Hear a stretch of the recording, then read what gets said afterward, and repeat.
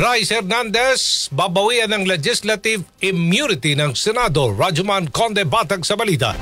Posibleng bawiin na ng Senate Blue Ribbon Committee ang legislative immunity na ibinigay kay dating DPWH Bulacan Assistant District Engineer Bryce Hernandez dahil sa kabiguan nitong makipagtulungan sa komite kaugnay sa mga maanumalyang flood control projects. Ito'y matapos tumanggi si Hernandez na i-turn over ang computer na naglalaman ng mga impormasyon at na mga sangkot sa ghost projects. Kinumpirma ni Senate Sergeant at Arms Mau Aplasca na ayaw na ni Hernandez na i-turn over sa Blue Ribbon Committee ang naturang computer batay na rin sa payo ng kanyang abogado. Ayon kay Blue Ribbon Committee Chairman Ping Lacson, desisyon pa rin ni Hernandez kung anong gagawin dahil computer naman niya ito. Gayunman, mapipilitan na rin ng komite na bawiin ang legislative immunity at hindi na rin irerekomenda ang pagpasok kay Hernandez sa Witness Protection Program dahil hindi naman ito tinupad ang pangakong buong makikipagtulungan sa Senado. Nilinaw naman ni Lacson na walang problema ang komite kung ICI na ang kukuha sa computer ni Hernandez. Kasama mo sa DZXL RMN Manila, Rajuman Conde Batag, Tatak, RMN.